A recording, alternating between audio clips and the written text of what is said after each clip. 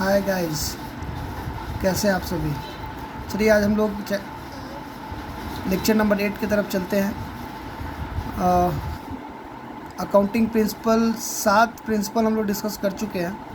तो जो आज हम लोग डिस्कस करने वाले हैं उसका नाम है पीरियोडिक कॉन्सेप्ट। बच्चों, पीरियोडिक कॉन्सेप्ट के बारे में अगर आप देखेंगे तो आपको एक बात मिलेगा कि किसको बोलते हैं पीरियोडिक कॉन्सेप्ट। बोला as per this principle it is assume that it is possible to report the complex and ongoing activity of business in short distinct time interval।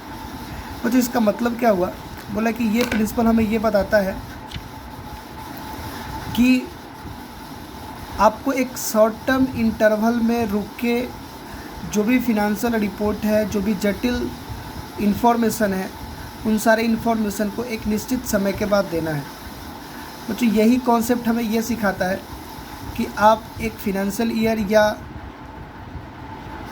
Calendar year के दरमियान जो फिनेंशियल रिपोर्ट है, जैसे PL balance sheet वगैरह बनाना है, उसको बनाइए। एक बार फिर से देखिए क्या बोलता है ये प्रिंसिपल। बोला as per this principle it is assumed, यह माना जाता है इस प्रिंसिपल के अनुसार, दैट कि it is possible to report the complex, मतलब ये जो भी पॉसिबल रिपोर्ट्स है, जो जटिल रिपोर्ट्स है, जो एक्टिविटी चल रहा है फिनेंशियल नेचर का, उसको एक सर्टेन टाइम के बीच में रुक के एक सर्टेन टाइम पीरियड का इंटरवल बनाइए और उस इंटरवल में आप अपने सारे फिनेंशियल रिपोर्ट को दीजिए।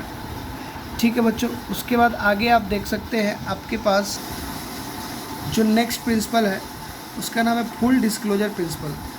बच्चों, इसके हिसाब से बोल रहा है as per this principle if certain information is important to a stakeholder, अगर स्टेक होल्डर के लिए कोई इन्फॉर्मेशन इम्पॉर्टेंट है यूज करने के लिए, ठीक है, फिनेंशियल स्टेटमेंट में, that information should be disclose with in the statement. जैसे बोल रहा है कुछ ऐसे स्टेटमेंट है जो अकाउंटिंग में आप रिपोर्ट नहीं कर सकते हैं, स्टेटमेंट में नहीं दे सकते हैं, उसको अलग से फुटनोट वगैरह बना के उसको दिखाना पड़ेगा।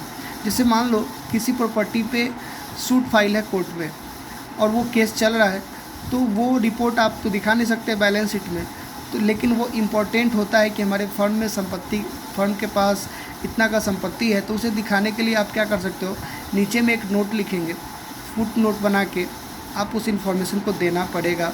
ये हमें कौन बताता है, फुल डिस्क्लोजर मेथड। आगे देखते हैं बच्चों मेटालिटी। तो मेटालिटी बोलता है कि as per this guideline an accountant might be allowed to violate another accounting principle if an amount is insignificant.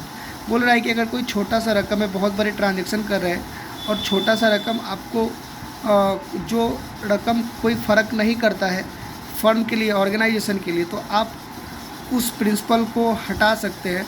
मतलब इसका मतलब क्या हो गया कि ये मेटालिटी प्रिंसिपल हमें ये बताता है कि किसी प्रिंसिपल को फॉलो करने से सारा इन्फॉर्मेशन क्लैरिटी से आप समझा सकते हो, बता सकते हो, और उससे कुछ अमाउंट में फ़र्क आता है जो छोटा अमाउंट है, तो फिर आप क्या कर सकते हैं, जो पहले वाले प्रिंसिपल है उसको वायलेट कर सकते हैं और दूसरा कोई प्रिंसिपल को अप्लाई कर सकते हैं। तो बच्चों, इस प्रकार से जो 10 प्रिंसिपल थे इंपॉर्टेंट प्रिंसिपल, उसको हमने डिस्कस करा है। आप बच्चे पीछे की वीडियो भी देखकर इसको और फ़ायदा उठा सकते हैं। तो आज के लिए इतना ही। Thank you very much.